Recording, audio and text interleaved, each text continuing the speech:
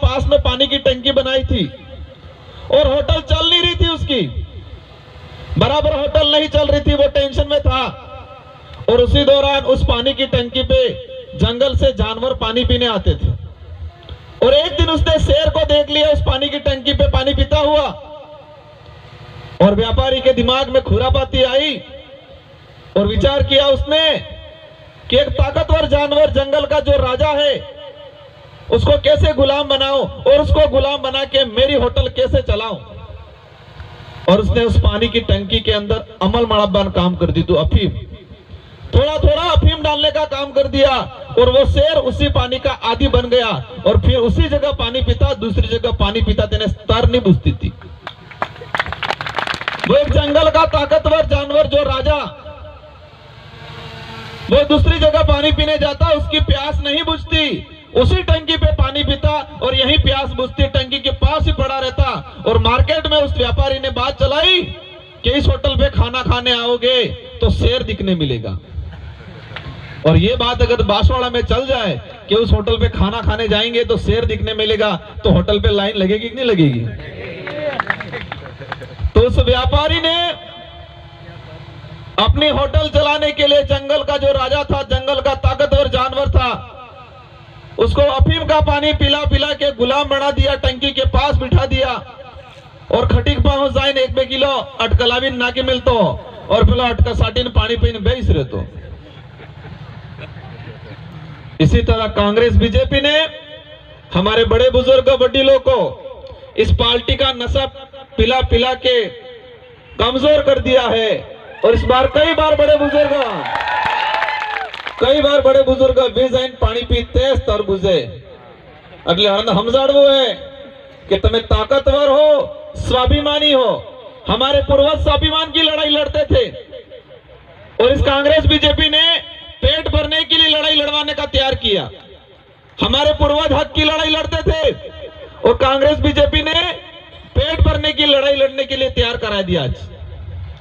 और आज देखा होगा ये सरकार क्या क्या कर रही है हमारे साथ, कितना लॉलीपॉप दे रही है। 2 साल हो गए बच्चों की छात्रवृत्ति नहीं आई है, लेकिन इन महिलाओं को पुरुषों को अभी छोटा छोटा पैकेट दे दिया, थैली हो 200 रुपये नहीं।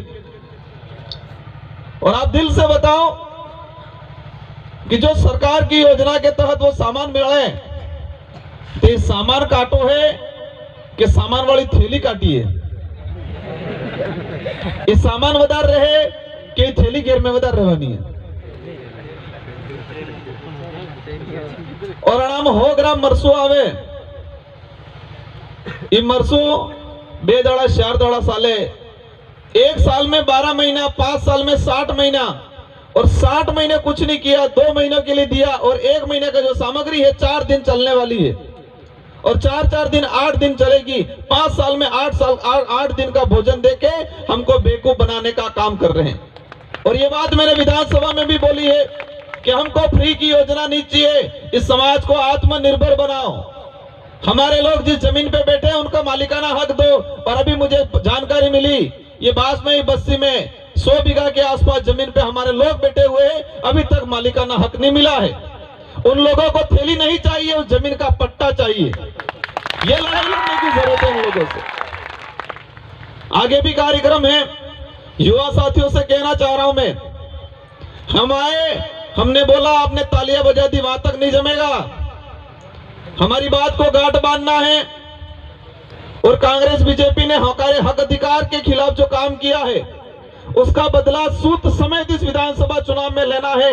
और आज प्रण लेके जाना है कि एक एक युवा 500 वोट दिलाने की ताकत रखता है, ये एहसास कराना है।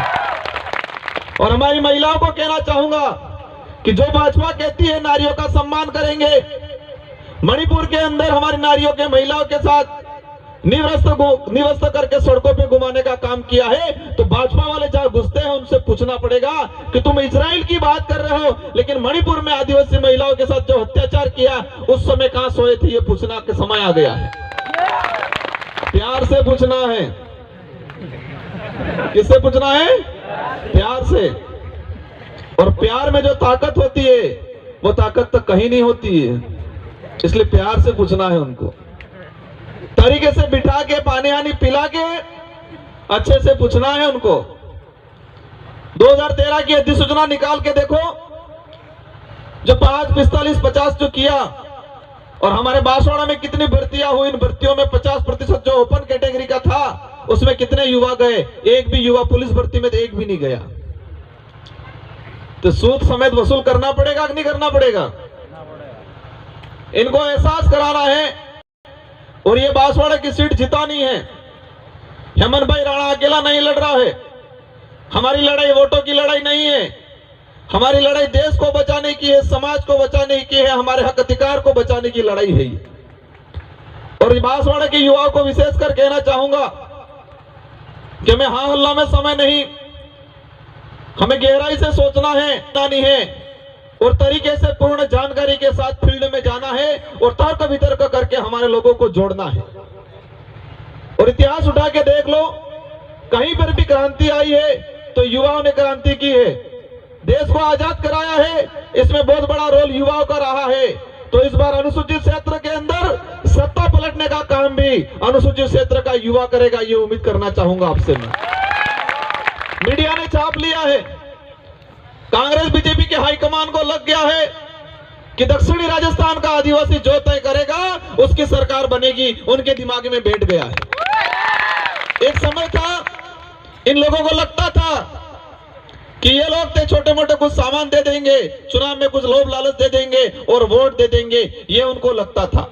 अब उनको एहसास कराना है लोकतंत्र की चाबी हमारे पास है और उसकी चाबी इस बार हम लगाएंगे और तुम्हारा थाला जंग खाने वाला है, ये एहसास कराना है। इस बार बहकाव में नहीं आना है।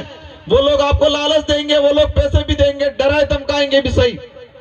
हमारी लड़ाई स्वाभिमान की लड़ाई है, हक अधिकार की लड़ाई है, वर्तमान 2-3 पेट भरने की लड़ाई नहीं है। और जो भी साथी युवाओं पे विशेष नजर है, बड़े बड़े दिग्गज नेता हैं आपके यहाँ, अरबपति खरबपति नेता हैं, वो लोग कुछ भी करेंगे, आपको डरने की जरूरत नहीं है। आपको भविष्य देखना है, आने वाली पीढ़ी का भविष्य देखना है। और अपने गेडिया निशान माते वोट आली ने जिताड़व है।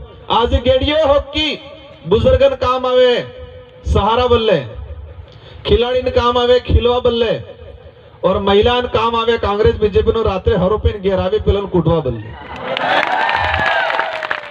अंत में एक बात कह के जाना चाहूंगा जो बुजुर्गों के लिए और युवाओं के लिए भी, कि हमारे बाप दादा क्या ही किया था, अड़ीदाड़ ने खेती अड़ीदाड़ ने खेती 12 महीना खाओ, जोई जासी ने 20 पेरंगा समाहन दाड़े, जोई जासी ने 20 पेरंगा ते खेती पाकी जाएगा, और जोई जासी ने 20 नहीं पेरंगा ते खेती वगड़ी जाए।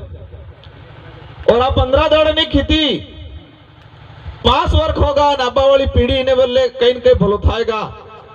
अड़ी 15 दाड़ जो समय है, जोई जासी ने ध्यान रखो है, जोई जासी ने वोट डालवा है और आने वाली पीढ़ी का भविष्य सुधरेगा। इन्हीं शब्दों के साथ आप सबको धन्यवाद, आभार, जय जवाहर।